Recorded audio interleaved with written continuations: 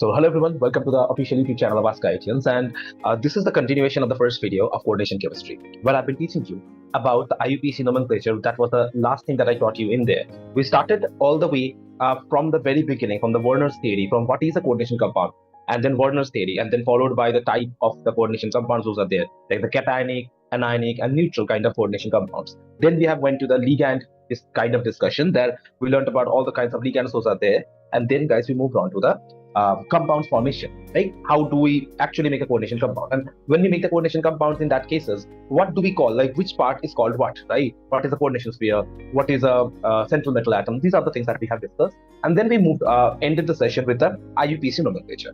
Today what we are going to do is, guys, we're going to solve a few questions of IUPAC nomenclature. If you are somebody who is watching this video, I would suggest you, in this video, let me tell you the content of this video real quick. So you have seen it in the thumbnail anyway, in the description also it is written.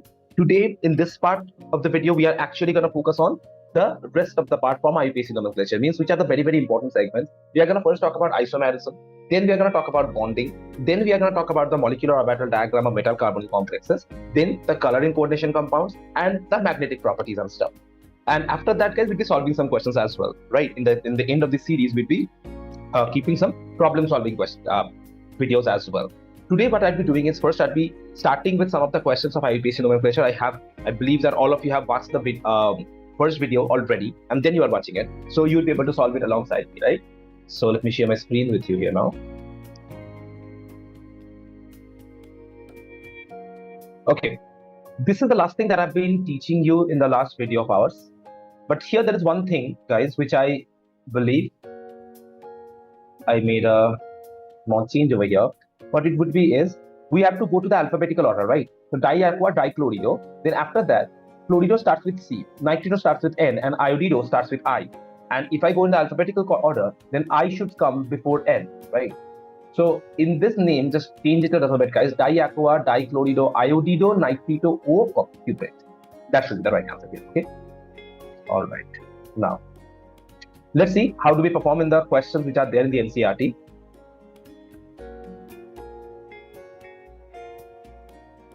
Okay, we have been solving a few questions as I can see in the last session. All right. Okay, anyway, guys, let's do one thing. Let's take a small screenshot with this thing. Let's make it a little bigger.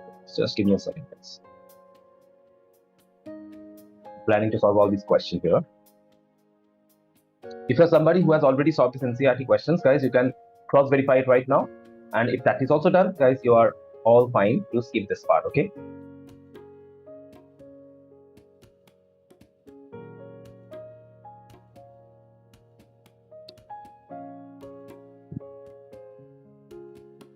All right, these are the questions we'll be trying to solve here. Okay. I hope you can all see this. Now, let's start with the question number 6. Okay, in question number 6, guys, what they're showing is, in question number 6, what they're showing is iron 3 hexacyanidoferrate. When they're saying going like hexacyanidoferrate, you can understand the coordination part is actually inside this. I mean, the anionic part is actually the coordination sphere, right? So this is my anion, and this is my cation. Cation is always written first. This is the primary valency of the cation. Correct. Now, primary valency of the iron. Okay, it's the primary valency of the iron, and this is the primary valency of the iron, which is inside the coordination sphere. Actually, guys, we don't need this value. Without this value also we can solve this question, but they have given it, but it's not useful. Always remember, when you're writing the name of the coordination compound, writing the valence.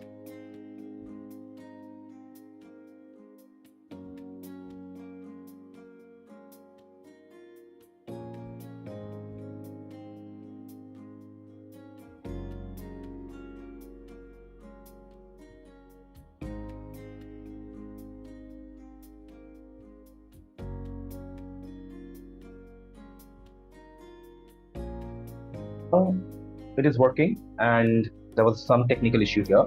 So all I was saying is, writing the name of the coordination, writing the valency of the coordination, like metal atom which is there in the coordination sphere, that you have to do. for writing the valency of the counter ion is never needed. I'm going to show you why. While the iron 3 was not needed. Without that also you could solve this question. This is not the primary valence. This is the primary one. Okay. Without this also you could solve this question. Let me show you. Hexacyanidoferrate. That means, guys, the coordination sphere has ferrate. That means iron. Hexacyanido. That means 6 cyanides are there, right? So this is hexacyanidoferrate, correct? Now, iron's value, where iron's primary valence is given as +2. What you're going to do, guys, over here, write +2 here. Now tell me, cyanide, you know that it comes as -1. Cyanide is Cn minus. If you don't know these things, guys, I have taught all these things in the first video. Okay, so definitely go and watch the first video first. Okay, if you're somebody who's just trying to learn the nomenclature part, then guys, I have taught that part in the last segment of the first video. Okay, so you can navigate to that part. Now, so cyanide is Cn minus is -1. So that means 6 cyanides would be adding up to -6. So what will be the overall charge on the coordination sphere? +2 minus 6 would be adding up to -4. So that means now, what is my counter ion? My counter ion is iron. My counter ion is iron, right? Now, if you see iron over here, iron. Now, when we are countering it with iron, iron has 2 valencies, right? One is 2, one is 3. When you have a metal with multiple valencies, that is when we are supposed to be writing the number over here. But generally, if your metal has only one valence, like potassium, sodium, calcium, for them, guys, the valence is completely fixed, right? For potassium, we know it is always +1. For calcium, it is always +2. So for them, it is not needed. So all the time, this particular value is not needed, the valence of the counter ion. But here it was needed because it can show multiple valences, right? So which valency are they asking you to take? 3. So here you take 3. Now, how do you form the compound? Guys, remember you used to learn this in your grade 9th or grade 10th. The valency of one anion is 4. The valency of cation is 3. What is the compound? You used to crisscross it, didn't you? So it is going to be Fe4, FeCN6O3. That's your answer. Now quickly, guys, try it. If its valency was 2, then what would have been the compound? Pause this video and try it once. I hope all of you have done it. If its valency were 2, then in that case, guys, you should have been writing here 2. Then you crisscross it. So it would have been Fe4, FeCN6, isn't it? But now it can be further simplified. So it would become Fe2, FeCN. So this is how you solve this kind of question. Let's try it one more time. Let's go for this one. Dichloridobis, ethylene 1,2-diamine, platinum 4 nitrate. Acha. I guess in the last session, guys, I told you when do we use bis. Bis means whenever there is a complex ligands. That means there are bidentate ligand, tridentate ligand, polydentate ligand. In that case, we use bis. There are some theories which says that as the name of the ligand already contains this 1, 2 numbers, and already contains the word di inside it. So saying di again is not the right thing. So diethylene diamine is not the right way of saying it. That's why as already di is inside it, that's why we should say something else, and that is bis, tris, tetras, pentakis, like that. But guys, the real logical reason I believe would be whenever you see a polydentate ligand, you go for bis and put it in a bracket. That's the way they have done. Okay, let's try to form this compound now. Dichloridobis, ethylene 1,2-diamine, that means ethylene diamine, platinum 4 nitrate. Okay. So guys, you can understand this is my cationic segment. I hope that is clear to all of us. That's my cationic. Always the first part is cationic, right? And nitrate is my anion because it ends with an 8. Okay. Nitrate can be written as NO3 minus. I guess you all know that. Dichloridobis, ethylene 1,2-diamine, platinum. So guys, the central metal atom is platinum. We are solving the question number 5 over here. The central metal atom is platinum. Dichlorido. P ethylene 1,2-diamine. Ethylene 1,2-diamine is called as EN2. Nitrate. Achha, before we write the compound nitrate, there's one thing that you have to do. Okay. Platinum, what is the valency they have given? So write 4. Chlorine, -1 each, so -2. Ethylene diamine has 0 charge. This is something I taught you in the last session only, right? In the last video. So you'll be able to see the overall charge is coming up as +2. And nitrate over here is -1. So guys, if you crisscross it, so write like this. Here you write 1, here you write 2. Now crisscross it, and you'll get your answer here. Pt, EN2, EN2, NO3. Always put in a bracket whenever you are giving multiple ligands there. Counter anions. Okay. I guess we're all clear with this question as well. Okay. Now let's solve the other one. Question number 5. Amine, bromido, chlorido, nitrito in platinate. First, guys, you try to do it on your own. After that, you again play the video and try to see that how have I solved this question. So pause yourself here and pause the video here and then try it. Okay. I hope you have all tried it once. So we are doing the question number 4. And there they're saying amine, bromido, chlorido, nitrito in platinate. That means they're only talking about an anionic segment. So platinum, then amine, how many amine? One only. Chlorido, bromido, nitrito N. Nitrito N means NO2, guys, right? It would have been ONO if it was nitrito O. And then platinate ion. Now, if it is ion, then platinum is in +2 oxidation state, right? Its primary valence is +2, that is given here. Now, amine has no such charge, chlorine has -1, bromine has -1, nitrito has -1. So +2 -3, overall charge is -1. I hope you have all understood this, how to solve this kind of question now. Okay, if you have any such doubt, guys, I'm always available in the sessions as well as in YouTube as well. So for this particular week, whenever you have any doubts or something, you can definitely put it in the comment section. I am definitely gonna reply back to you right away. Now, going back to the next question here, which is that this kind of question, we are gonna name it now. So far what we are doing is, we had the name, we were trying to make the molecule. Now it would be opposite, that what we are gonna do here. So here you can see, the question goes like CONH3 whole 6 Cl3. CONH3 whole 6 Cl3. Let's try to solve this 9.2 question.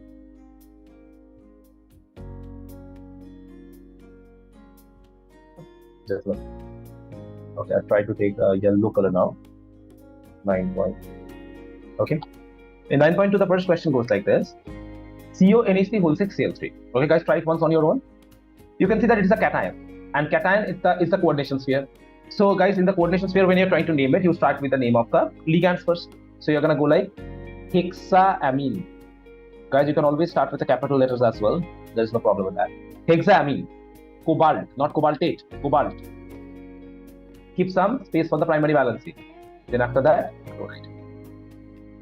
What is the primary valency, guys? The primary valency of this compound would be, you have CONH3 whole 6 Cl3. So you take it as X, this is 0, this is -3, -1 each, so -3. So X minus 3 equals to 0, so X is coming as +3. That means this is 1, 2, 3. That's it. Okay, now let's try to solve question number 5. Okay, let's try to solve question number 5 here. K2PdCl4. Here, the coordination part is an anion, and we always start with the cation, which is K2. So we are gonna say potassium. Are we gonna write anything in the bracket for this guy? Guys, no, because for iron, for manganese, for these people, you have multiple valences, so you write something. But for potassium, sodium, you don't have to write anything. It's always considered as 1. So potassium after that. After that, we gonna go for the anionic name, and there are chlorine. So tetrachlorido. After that, PD, palladium. Palladate. Have to end with an 8, right? Potassium tetrachlorido palladate, right? And the ion for this one would be the primary valency would be potassium is +2, palladium is be something don't know, and chlorine would be -4, -1 each, so that would be total -4, and that would be adding up to X would be +2 in that case. So that means here X would be, that's that. All right, guys, it's clear. Now you try to solve a few more questions on your own now here, and I believe that you guys would be able to solve it very easily for the IUPAC nomenclature now. So I'm moving on to the next topic.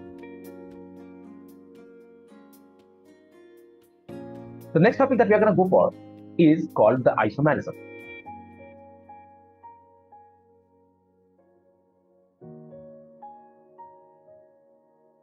Okay, so we are going to talk about isomerism now in the next week.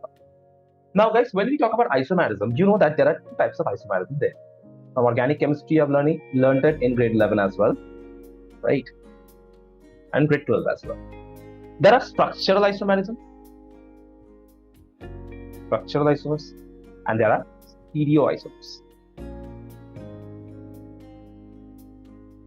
Stereoisomers, correct? Two types of isomerism is there, structural and stereo. When we talk about structural isomerism, there are some subdivisions. What are they? First is ionic isomerism, or you can sometimes, according to the book, they say ionization isomerism. Ionization isomerism. Then second is the hydrate isomerism. Then the third one is the coordination isomerism.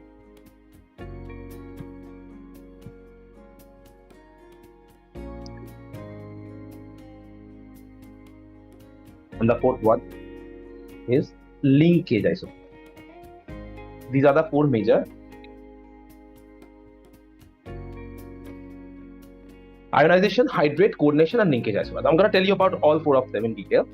Under the stereoisomerism, we have two types of division. One is geometrical, and the other one is optical. Geometrical and optical. Two types of isomerisms are there under the stereoisomerism. Guys, I guess you all know what is geometrical isomerism. Cis-trans, EZ, these kind of people.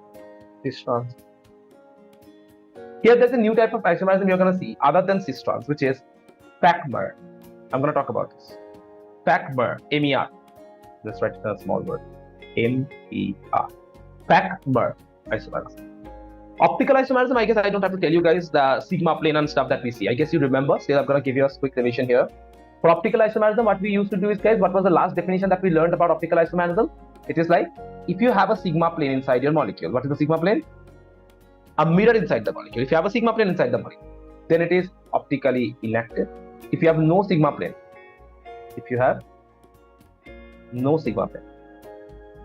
then it is optically active. Okay? And guys, I guess you do remember optically active compounds have enantiomers. Right? They have a non-superimposable mirror element, which is called an enantiomer. Okay? So that is your optically active systems. So guys, this is what we needed to know about the basics of this chapter, right? Now, and basic of this topic, what I meant is. Now let's talk about the geometrical isomerism, structural isomerism first, then we'll be going on to the stereoisomers. Okay, give the heading as structural isomerism. Structural isomerism. Okay. Under the structural isomerism segment, guys, the first thing that we are going to start with is, let's start with ionization isomerism. Ionization isomerism. Okay. Now, as it sounds, guys, this kind of isomerism is shown by people, those who, after getting ionized, they produce different ions, but their molecular formula is same. Actually, I guess you haven't forgotten what is an isomer, right, guys? Isomerism means same molecular formula, but different structure. That's what isomerism means. So this is an example I generally give you, right? Let's say if I talk about myself right now, okay, I have two limbs, two hands over here, two legs over here, and my head. Now you do one thing, you break my hand and put it in my head, and break my another leg and put it in my hand, in the position of my hand. So I won't look the same. My structure would change right away. But I would be an isomer only, because my overall number of limbs are not changing. Isn't it? This must be understood. Now, how is this ionization isomerism going to work here? Let's say, guys, I'm going to give you an example. Let's say we have an example which goes like,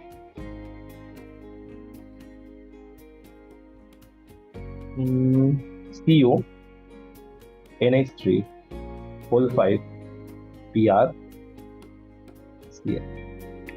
And the other molecule is Pu, NH3, whole 5, Cl, and Br. Let's talk about these two compounds. Guys, there are the number of copper, number of ammonia, number of bromine, and number of chlorine are all the same, right? In both the cases, they are all same. They are isomers to each other. But if I break it into ions, what would I get?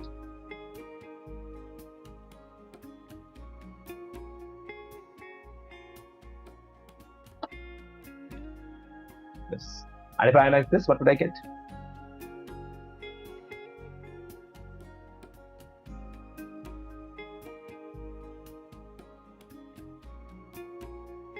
Yes. See, the molecular formula is same, but the way they ionize, that is giving you a different product. Correct? So this is called your ionization. Let's go on to the next one here. Now, the next thing, which is the hydrate isomers. Okay, what about this hydrate thing?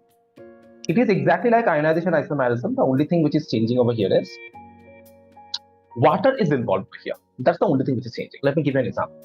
Let's say I have a molecule which looks like CO, NH3, whole 4, H2O, Cl. Okay. Now you keep another Cl outside. Okay. In this case, if you break it into ions, what would happen? CONH3 whole 4, water, Cl would be all inside, correct? Plus Cl.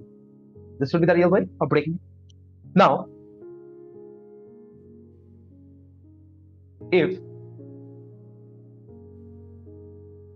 I draw another molecule which looks like this, in that case, what would be the ions? You can clearly understand. Now, what I have done actually is I've interchanged the position of chlorine and water. Whenever we do that, whenever we interchange the position of chlorine and water, one inside the coordination sphere and the second case is outside the coordination sphere. When I do that, that means, guys, this is just the same way as the ionization isomerism. But on the top of it, what is special about this one? The special thing is, this is water involved here. That's why we call it hydrate isomerism. Because hydration means water. You know that, right? Addition of water. So like that. So this is your hydrate isomerism. We'll be looking into the examples given in the book as well. That's not a big deal.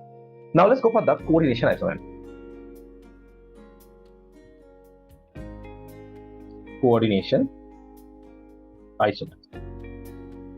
So when is it possible? When both the cation and anion are coordination sphere. Both cation and anion are coordination compound. That means there is no counter ion in there. Generally, the counter ions are what? Chlorine, bromine, iodine, or potassium, sodium. These are the counter ions, right? Let's say the entire compound is a coordination compound only. So let's say example goes like this: Cu NH3 whole 6 CO Cl whole 6. That's a compound. In this compound, guys, this part is my cation and this part is my anion. This is how the compound is being drawn. Okay. Now, in this situation, in this particular compound, we see a coordination isomerism coming. What is coordination isomerism? It's a simple thing. What you have to do is, guys, you have to take a few ammonia from here and here. You have to add it here and from like substitute. Okay. Just interchange some of the cyanide from the right hand side to the left hand side and from the ammonia from the left hand side sphere to the right hand side sphere. So it's like a very simple thing, guys. Interchange the ligands or interchange the metal a little bit. That gives you a new compound. Let me give you an example. Easiest way is, guys, to form a coordination compound is coordination isomerism is interchange the metals. You'll get a coordination sphere. Isomerism right there. CONH3 whole 6 CuCl. But if somebody is writing that says CuNH3 whole 4 CN2 and there COCN whole 4 NH3 whole twice, this is also the same thing. This is also a coordination isomerism. This is also acceptable. Okay, you can either interchange all the ligands, you can interchange the metals, or you can interchange half-half. Okay, some of the ligands from one place to another place, right? All these things would work here. So I hope we are clear up to this now.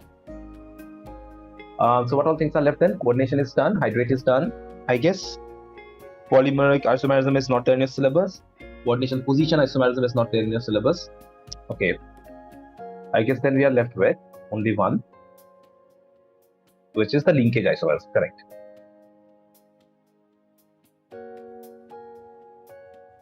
Linkage. This isomerism, guys, is only for the ambidentate. Only for the ambidentate ligands. Only when you have ambidentate ligands. Like example, let's say I have a compound where M NH3 whole 5 NO2 and here M NH3 whole 5 ON. You know that NO2 and ONO are both ambient, I mean, NO2 is an ambient ligand, right? NO2 is when nitrogen center is the donating atom. This is NO2. And ONO is when oxygen center is donating. So NO2 is an ambient ligand, you know that. So one case it's nitrito N, in the other case it's nitrito O. This is called linkage isomer. Similar thing can happen with thiocyanide and isothiocyanide as well. This is something I taught you in the last session. Then cyanide, isocyanide also it can happen, right? So this is your linkage isomerism now. That's all you have from the structural isomerism in your syllabus. Now let's move on to the stereoisomerism. I hope you could understand this, guys. They don't ask you questions from here. This is a very simple topic, so they just avoid asking questions from this part. Okay.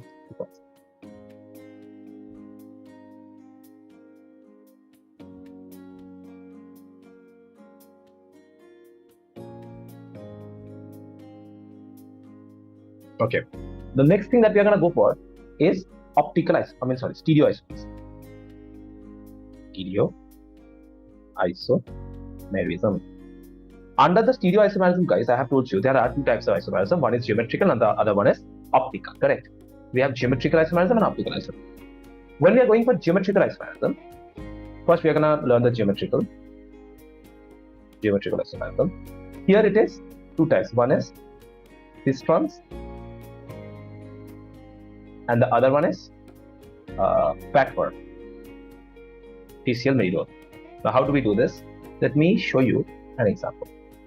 Okay, guys, you know that while we are talking about the coordination number, in the last session when we were talking about the coordination number, I taught you that, see, there are elements with coordination number 3, there are elements with coordination number 4, 5, 6, 7, 8, almost up to 9. There are people with coordination number. But out of them in our syllabus, we have 4 and 6. Right? So that's what we are going to talk about.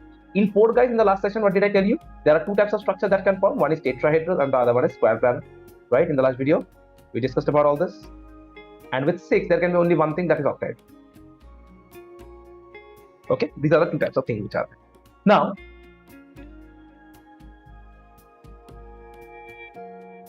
let's go for the coordination number 4 systems. So, for coordination number 4. So, guys, like I have told you before as well, whenever we are going for coordination number 4, there are two things that can happen from there. What are they? There are two geometries that can be from there.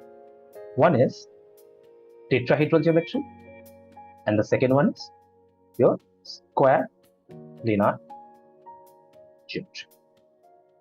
Okay, square planar is fine. Tetrahedral and square planar. Now I want you to look in my video for a second. Let me stop my screen sharing here for you to understand this part. Okay, I guess all of you can see me. Now, I would like to show you something here. Let's say we make a tetrahedral compound right now, okay? With 4 different people. So on the top, I'm keeping hydrogen, as you can see. And here, for yellow colors we see here. Right? Now, let's see an orange colors we see here. Okay, this is something, it's very important for you to understand this part actually, because it is written in the NCERT, but very few people actually understand this thing. So guys, this is my tetrahedral structure, correct? Right? Now in this tetrahedral structure, have a look. Okay, focus here now. In this tetrahedral structure, is it possible for you to say cis and trans? Let's do one thing. You choose any of the 4 spots: yellow, blue, and orange, and white. There are 4 spots over here. What you do is, let's say I'm gonna keep another white spot. Okay, guys, I guess cis and trans is clear to you, right? When 2 species are side by side each other, that is called a cis, and when they are opposite to each other, 180-degree angle to each other, that's called a trans system, right? So I am gonna take this atom and place it by replacing one of these 3 people. All right. Now the point is, let's say I am replacing this red person over here, okay, red molecule over here. So what would you say? You would say, "Arey sir, this is the 2 elements are very close to each other, so it has to be a cis system." Okay, I'm agreeing with you. Okay, let's say it is a cis system. Guys, by any chance, can you make it trans? Is there any way you can make it trans? If you notice, you could never be able to do that, because let's say I am interchanging the position from yellow to white. See, it is still cis. Let's say I'm interchanging this position from blue to white. It is still cis. What I'm trying to tell you is, guys, tetrahedral structures can never have geometrical isomerism. That's my moral of the story here. because however you keep them, as it have a structure which is kind of symmetrical with respect to each other, you would never be able to make a new or a transistor or any geometrical isomerism there. There can be only one kind of structure, which you can see right now, and however you place the other elements, it would create the same molecule. There wouldn't be anything new that you'd be able to form it. So from there, guys, we can come to the conclusion that tetrahedral elements are, they are just off the limits. We are not going to talk about them. So in quotation number 4, who we are going to talk about then, guys? So it's going to be square planar systems, correct? So let's get back to our OneNote. Yes, there we go. So here, guys, we are only going to talk about the square planar systems, not the tetrahedral. Now, guys, when we are talking about square planar system, so how does it look like? What is a square planar system? That's the way it sounds. There'd be a square, like you can see, in a plane. So that's that. It's a square planar structure. Now, in this structure, if you notice, I'll be keeping my central metal atom in the middle. Okay. Then 4 elements can be placed. Coordination number 4 can be placed over here. When, let's call them 1, 2, 3. If I just draw a cis structure, that means, guys, the similar elements or atoms, whatever you call it, similar atoms or groups or elements are supposed to be at which all places, guys? Similar elements are supposed to be at either that can be 1, 2. Let's say 1 and 2. In these two places, there are the similar elements. Let's say I am adding ammonia. Ammonia, if I have it on 1 and 2, that means it's a cis system. So 1, 2 is a cis system. What else can be cis system? 1, 4. If I'm keeping another ammonia in the 4 position, 1 and 4, that is also a cis system. What else can be one cis system, guys? Let's say we move on from 1, 2, 3, and 2, 1. 2, 1 and 1, 2 are the same thing, so I'm just writing 2, 3. What else can be a cis system? With respect to 3, guys, we can say, with respect to 3, 3, 4 and 3, 2. 3, 2 and 2, 3 are the same thing, so I'm writing 3. These all positions can be called as the cis positions. Example, let's say I have a compound where I have chlorines in 1 and 2 position and something else in 3 and 4 position. Let's say ammonia here and let's say iodine. This compound is cis or not? The answer is the cis, right? Because the similar elements are side by side each other. Okay. Similarly now, I don't remember the previous numbering though, so just randomly numbering it. So guys, in the same way, what do you think? What would be the transport positions? Try to pause the video now. Try to pause the video and try to answer the question first. And then you play it and watch whether I'm marking exactly those things or not. So what are the trans systems, guys? Trans systems means when the similar atoms are 180 degree away from each other, exactly opposite to each other. So 1, 3. 180 degree, isn't it? They're exactly opposite to each other. So 1, 3. What else? 2, 4. I guess you got the point over here, right, guys? 1, 3, 2, 4. Like the diagonally opposite people are gonna be your trans systems. This much we are all clear. Now we can get in the questions. Let's say what kind of questions are they gonna give? Okay, they're gonna go like, how many geometrical isomers shown by M A2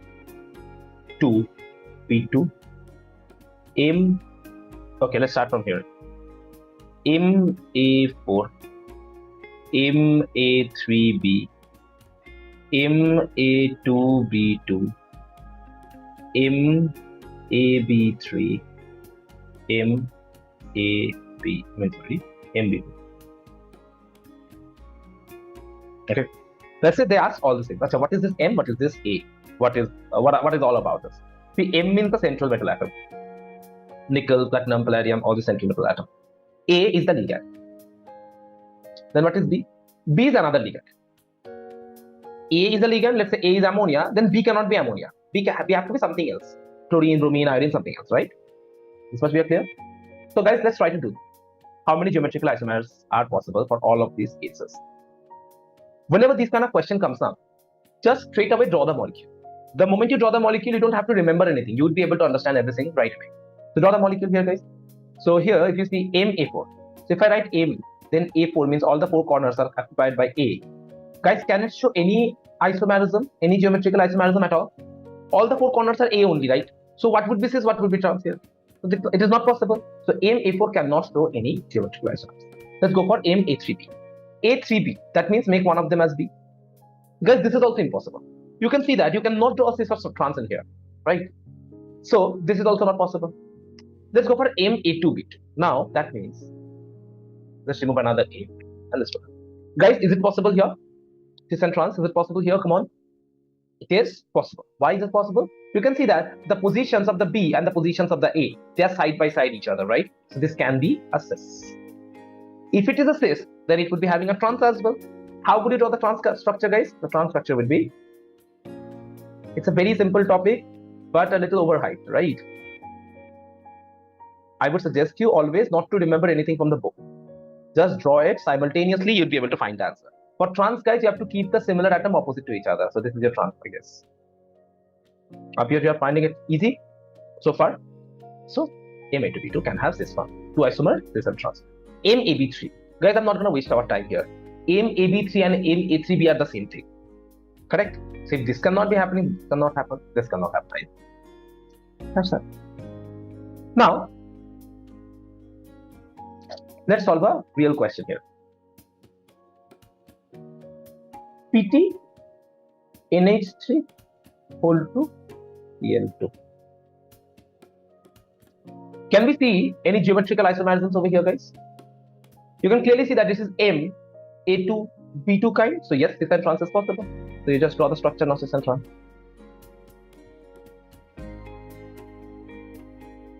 PT NH3 NH3 Cl Cl. This is cis.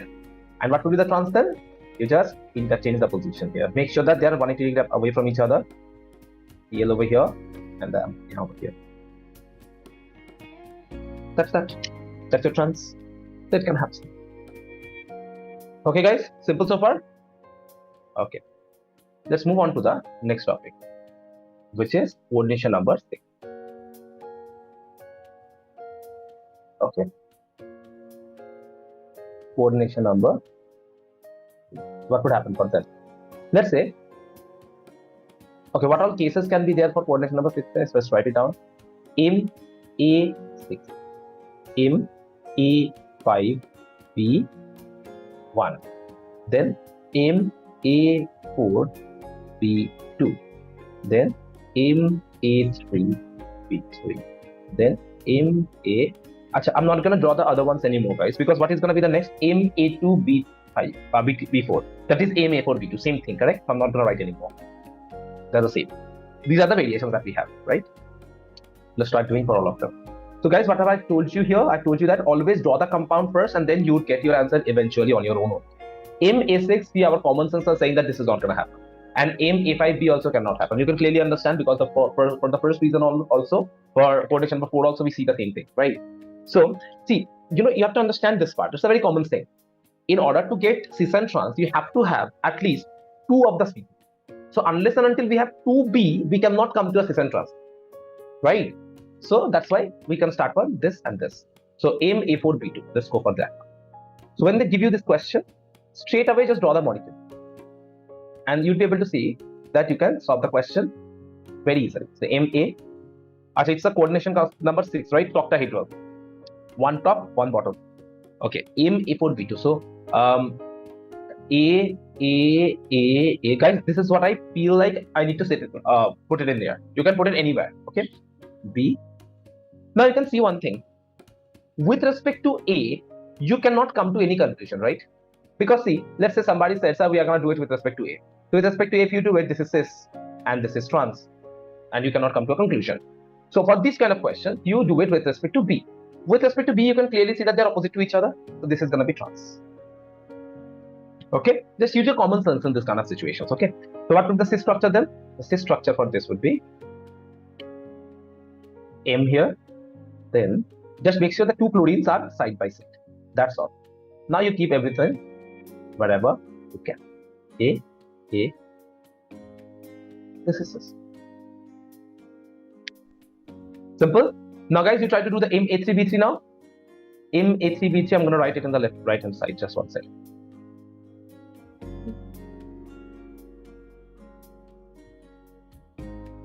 Okay.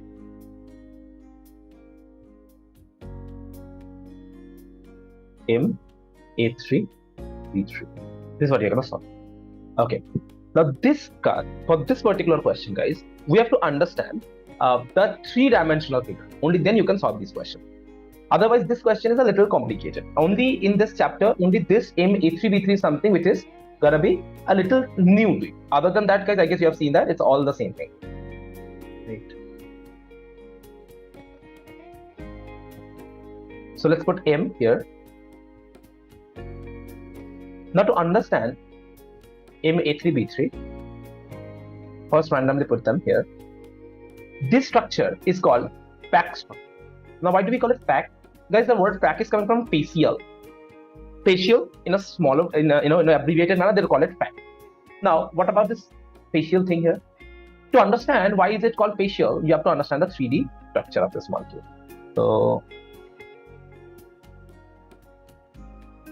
let's go like.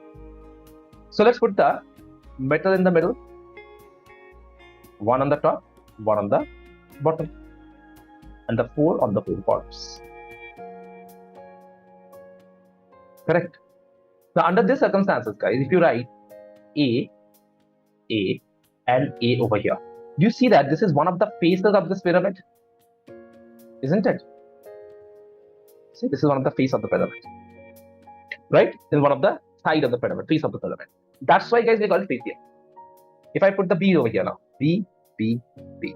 Connecting the B's, if I connect the B, we are gonna get a face of the pyramid here. That's why we call it facial. And the opposite is, guys, meridional. Meridional. What about that? So meridional goes like me. You. So for meridional, you don't have to do anything, guys. All you have to do is you just have to avoid drawing facial. That's all. If you don't draw facial, whatever you draw would be meridional. This is how I remember. What I do is I keep the similar element in the same plane. Acha. Why? Because again, let me draw the compound first in the 3-dimensional manner. Let's draw this in 3-dimensional.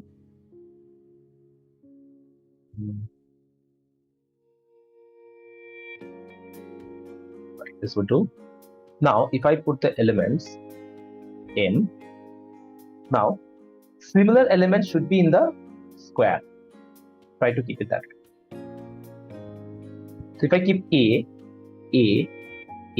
so we are talking about this plane over here. We are talking about this plane over here. That means we are talking about this plane over here. One of the sides of the square, correct? So that is along the meridian, right? So that's why we call it meridional, right? This is called mer. Pack and mer. That's all.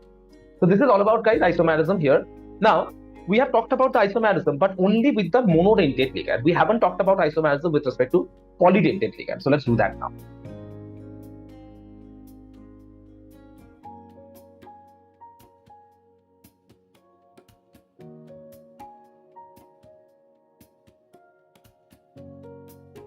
So, guys, we'll be starting from coordination number 4 for polydentate ligand. Okay. So for coordination number 4, I'm going to come to coordination number 4 in a bit moment, because first I have to show you in coordination number 6 what happened. Because in coordination number 4 there's a rule that is going to work out there. Okay. Yeah, have a look. In your NCERT, guys, I don't think so. In coordination number 6, in coordination number 4 with polydentate ligand, what would happen even there? I don't think so it is there. So anyway, let's talk about a compound which goes like CuEN3. Okay, there's a common mistake that people does over here, guys. If I ask you what is the secondary valency of, I guess you remember in the first video I told you, ethylene diamine being a bidentate ligand. So there are 3 of them, so it's actually 6.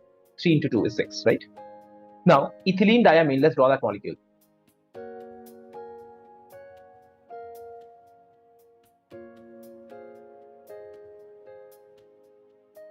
So NH2, NH2, CH2, CH2, yes. Again, NH2, NH2, CH2, CH2. NH2, H2, CH2, H2. Can this undergo any of the cis and trans configuration, guys? The answer is no, because all of them are the same element, right? Now, let's go for another situation. Let's say I've given you this question. You have CuEn whole twice, Cl2. Right, guys? Would it ever undergo cis and trans? First, pause the video, draw it in your own manner, and see that whether you can do it or not. If you cannot, then try to find the answer. Okay, have a look. I guess all of you have tried this before watching ahead of it. CO. Now, randomly you put anybody anywhere you like I've been telling you in the beginning. So let's put the chlorines over here and ethylene diamines over here. The shortcut of writing is like this. Just for our understanding. It's okay. NH2. Should never do it in your exams. I'm just taking the artistic liberty over here. Okay. So if you do that, here you can clearly see, guys, these chlorines are opposite to each other. The ethylene diamines are also opposite to each other. So I guess you can clearly understand this is your trans system. Isn't it? What would be the cis system then?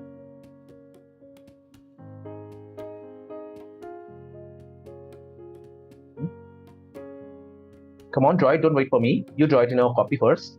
And then just check whether it is matching with my answer or not. Right? That way you would be able to learn this topic. Okay.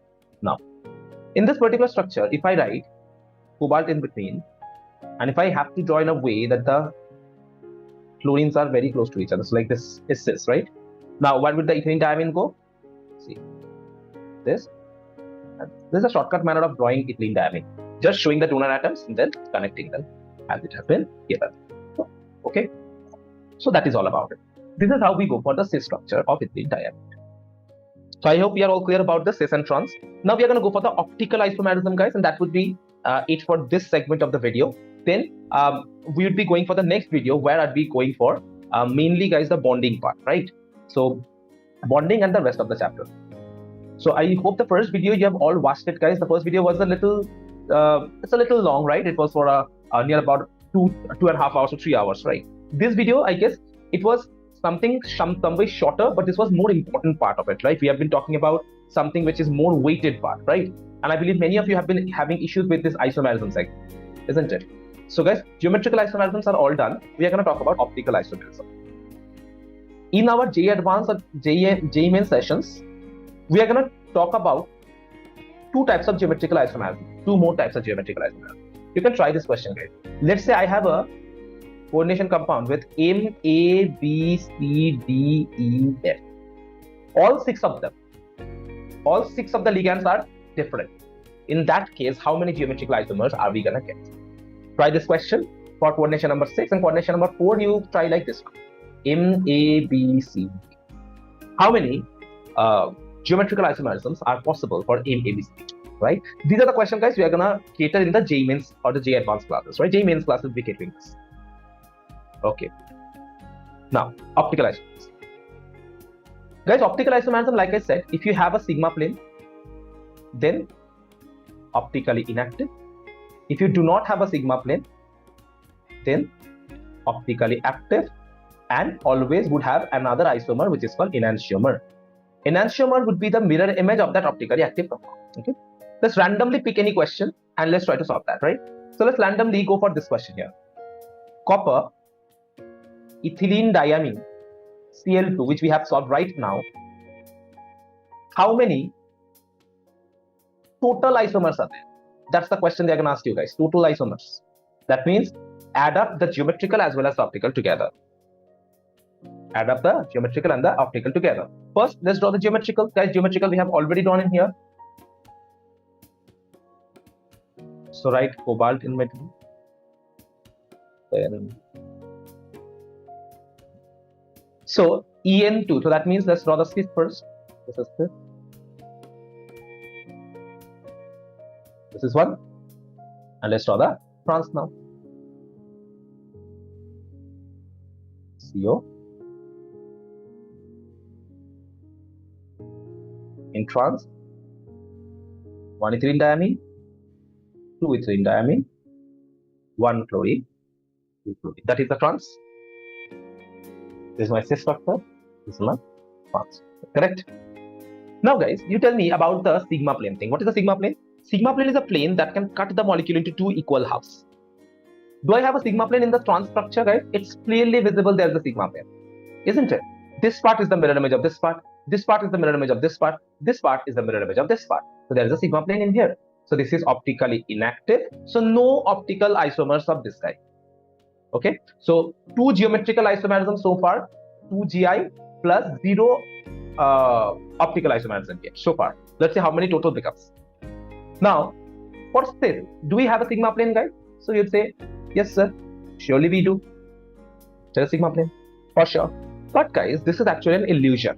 Unless and until you see the real structure in the three-dimensional manner. That's why I have chosen this question in the very beginning. Because generally, optical isomerism is something that you are doing in your, organic chemistry anyway, right? But for this question, you have to see the reality. Let's say your metal atom is this one, this one, this one, this. Guys, be focused now, okay? On the top, we are drawing the cis structure. I want you to understand how is it being drawn. You understand, guys, this nitrogen is in the same plane as you can see it, and that nitrogen is a far away, going far away somewhere behind, right? And this one and this one, what is their relationship? This one from far away coming to the close side, like starting from far away coming towards you, right? And these two nitrogens are in the same plane. Do we really have a sigma plane in it, guys? Do we? Do you really understand that this ethylene diamine is, if this is my plane, that ethylene diamine that I've marked, that is in the top part of the plane. And the other ethylene diamine that is there, this guy, this is in the bottom part of the plane. So guys, there is no such sigma planes over here. The sigma planes that we were drawing like this, na, if it were there, then the mirror image of this nitrogen is this nitrogen, that is fine. But this nitrogen's mirror image would have been somewhere down below, somewhere there. That would have been the mirror image. Okay, but this nitrogen's mirror image cannot be on the top. It's impossible, right? So considering that, guys, there is no sigma plane whatsoever here. So that means this structure of ours, this is having no sigma plane, so this is optically active. And whenever it is an optically active, guys, we are gonna have an enantiomer of it. And as we have an enantiomer of it, so guys, that means two optical isomers. Two optical isomers. So guys, how many geometrical isomer? 2. How many optical isomer? 2 optical isomer. So guys, total how many isomers are there? Total there are 2 geometrical isomers. So one of the optical isomer is this guy only. So total there are 3. Why? Cis and trans. So cis and trans, and this guy is an enantiomer. Total 3, correct? So total is 3. This guy is 1. This guy is 1. Okay, and its enantiomer is the other one. So total 3. This part is completely clear to you how the sigma bonding is. How the sigma plane is here, and in case of only for the cis compound, we have an optical active system, which is the enantiomer, right? For the trans system, we do not have it. So in this way, you can solve these kind of questions. Let's solve another one like that. Now this time you would try to solve it. Just the sigma plane is the only thing which is you have to consider for the optical isomerism. Okay, let's try to solve this question. Let's say they have given you a molecule which goes like CO. Let's put it like ethylene diamine. Okay, let's make it a little interesting. Glycinate 2. How about this guy? Guys, what you have to do is you have to tell me the total number of isomers. The total number of isomers. So that means whenever this question comes, isomer.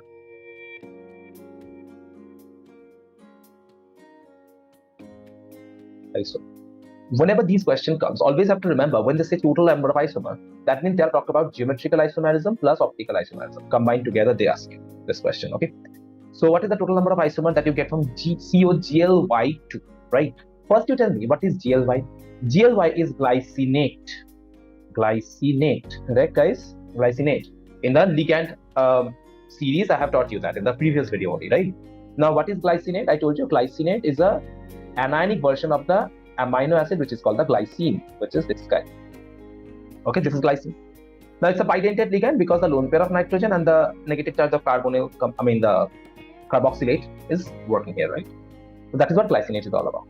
Now, if you notice, guys, how would I draw the compound here? first you tell me, would it be an octahedral system or would it be a square planar system? If it was tetrahedral, I wouldn't have been discussing about it. My point is, what is the coordination number? 4 or 6 for this question?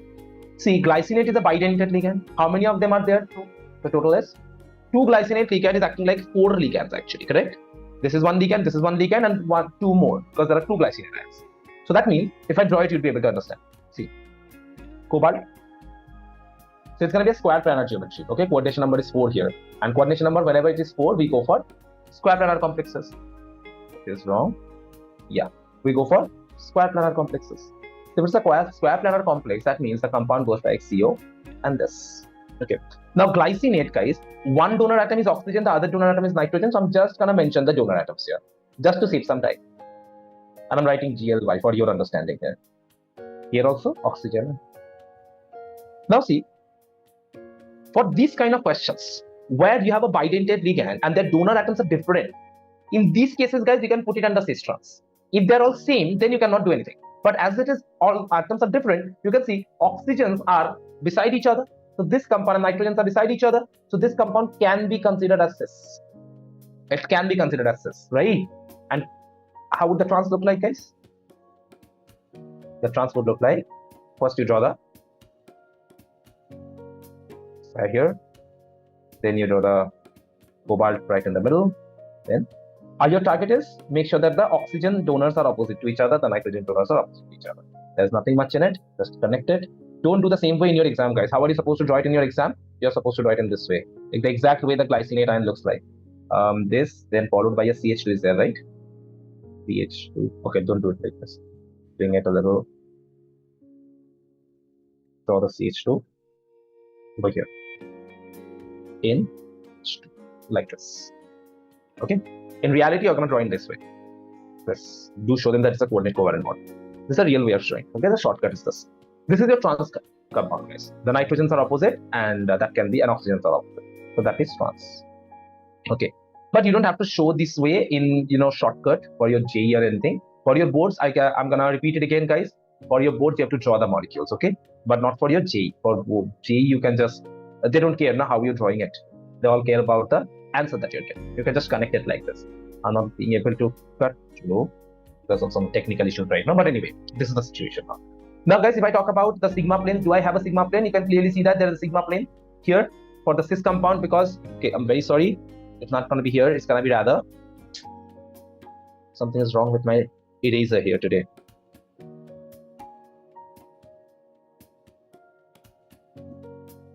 Just 1 second, guys.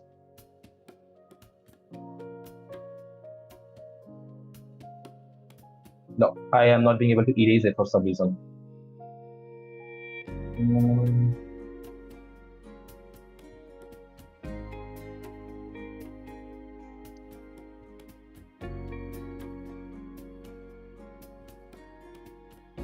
Okay, guys, leave it. Actually, this is not the plane that you're supposed to look at. Just give me a second. If there's something wrong with my OneNote. Okay. Now, if I ask you where is the sigma plane over here, guys, you can clearly see the sigma plane goes like this, right? This mirror image is this. This mirror image is this. Similarly, do I have any sigma plane here? The answer is no. We don't have any sigma plane in this structure. So this is optically active. So let me check once. Can we have a sigma plane, guys? Okay, I believe we do. We do have a sigma plane, right? See, in this way we can cross in a corner manner like this, right? This is your mirror. Do we have the sigma plane, guys? The nitrogen, if I draw it like this nitrogen would be this nitrogen. Seems like it. These are mirror images to each other. So this is also optically inactive. So guys, how many geometrical isomers? 2. How many optical isomers? 0. Okay, so these kind of questions are gonna come. All you have to do is you have to draw the geometrical isomers. You have to draw the mirror planes accordingly. Okay. Now this would be the main part of our discussion of this video. Now I'm gonna do one thing. I'm gonna solve some random questions from the NCERT now. Let's see whether we can solve those questions on the basis of our discussion. So what is your take-home today? Take-home advice today. Whenever this isomerism question comes, guys, from the geometrical and optical, they're gonna give you always in this way only. Draw all the structures, all the isomers in there. So whenever that happens, what you're gonna do is you're gonna randomly draw the molecules, and then you're gonna check whether they are showing any kind of isomerisms, right? Like that. Okay. Now let me mark the things up. First, let's mark these things up. Linkage isomerism. Guys, linkage I taught you in the end. Like it is for the ambidentate nucleophile. I mean ambidentate ligands, correct? You can read it through it. Coordination isomerism I taught you as well. Ionization isomerism I taught you as well as the ionization. After ionization, you get different ions. That's the thing. Hydrate isomerism or solvate isomerism. So that's the same thing. Isomerism known as hydrate isomerism as well. Okay, so this is the same thing. With respect to optical isomerism, guys, okay, let's go for this one.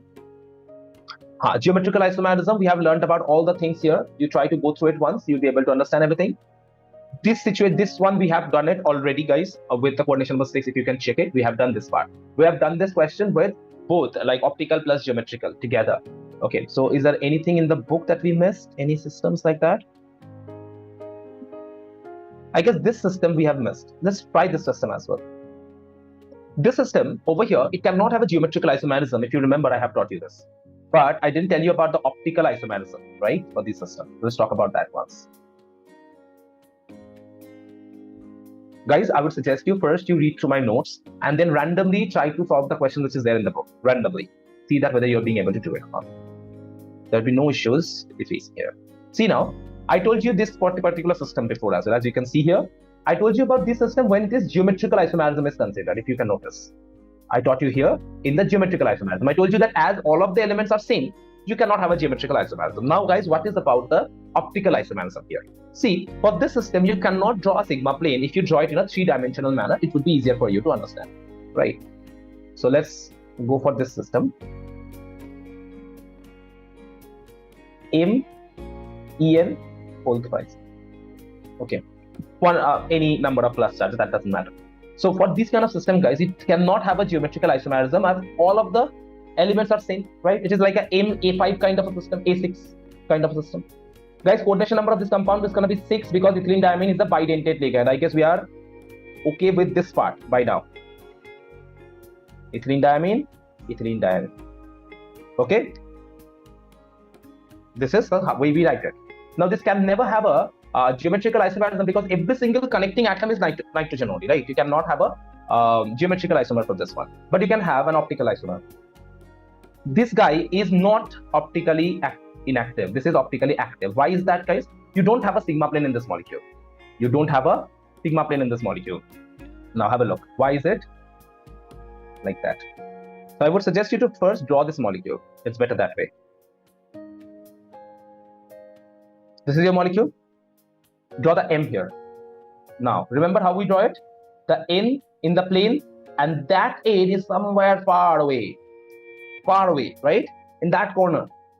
This N is in the same plane like the previous N, the above one, this one. And this one is the same plane. But this N is coming towards you. This N is coming towards you. One N is coming towards you, and the other N is going far away from you. Two things. So how should I show it? See, I'm going to show it in this way.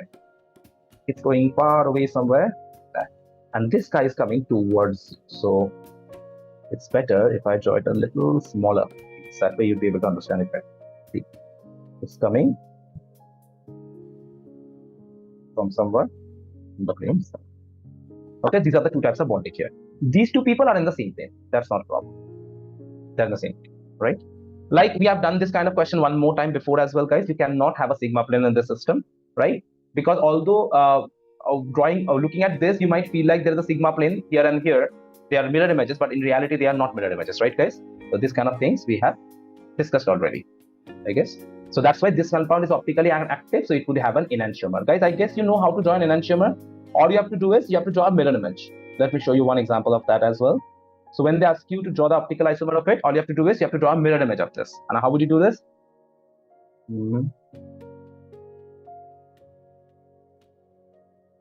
So what would the mirror image be?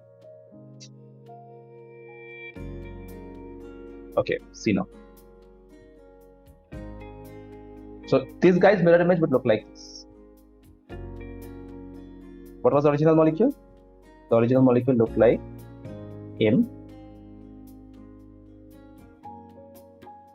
N connected, in connected, in connected. This was the original molecule. The mirror image of it, whenever you want to write an enantiomer, all you have to do is you have to do the mirror image. Mirror image, how to draw it, guys? I told you this. It's like whatever the distance from that atom to the mirror, if you go to the opposite side, you're supposed to find the same atom. You're supposed to find the same atom. See now.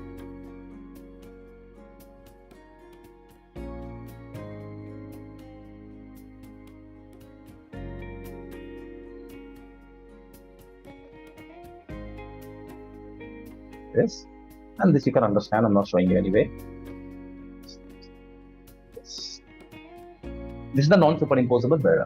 So guys, for this molecule, if somebody asks you how many total isomers are there, so geometrical isomers are 0, optical isomers are 2, total 2 isomers are there. Okay, I hope this isomerism segment is now clear to you. You can we can solve any questions of isomerism, which we would be solving in the end of the video, in end of the third video. So this will be end of the second video here, guys. I hope you have understood the isomerism segment. It was a little big topic, but guys, you have understood in the end of the day, the topic has nothing as such in it, right? You just have to draw the molecule and randomly you try to figure out whether it's cis or trans. And for optical isomerism, always try to draw the sigma plane. There is one thing that you have learned today, guys. This kind of molecule that I've taught you in the end, this kind of molecules shows an illusion that makes us feel like there is a sigma plane in there. But in reality, guys, in these cases, draw it in 3 dimensions. You'll be able to see there is no such mirror images, no such sigma planes that you can draw for them. So in that case, these are optically active systems, right? So that would be it for this video, guys. In the coming video, what we are going to do is, we are going to totally move into the bonding segment, right? If you're someone who's comfortable with this isomerism segment by now, guys, yeah, definitely you can move into the bonding. In bonding, it is something like we're going to talk about the valence bond theory and the molecular orbital theory and stuff. I'm expecting that next video would not be that big. Okay, it would be completed within 1.5 hours only.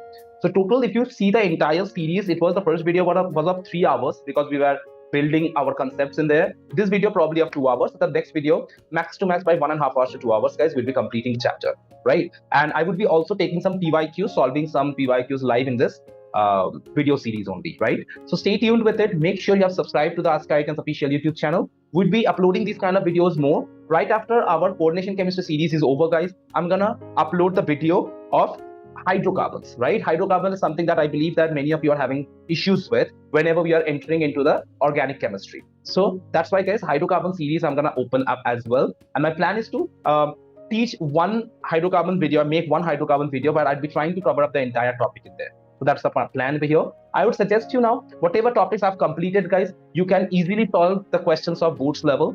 And in some topics, you can solve the JEE Mains level as well. Specifically for this one, isomerism, you can now solve the JEE Mains question as well. So if you're somebody who's a JEE Mains aspirant, guys, for your better preparation of your school examination, I would suggest you to go for some PYQs of JEE Mains. You'll definitely find it fruitful. If you feel like you want to talk to me about anything, any doubts that you have, you can always write it down in the in the comment section, right? So that would be it for today, guys. I'm going to meet you in the next video. Stay tuned. And I'll be uploading the next video very soon. Like within the next day only, I'll be uploading it as well. So stay tuned here, guys. All the best. Bye, everyone.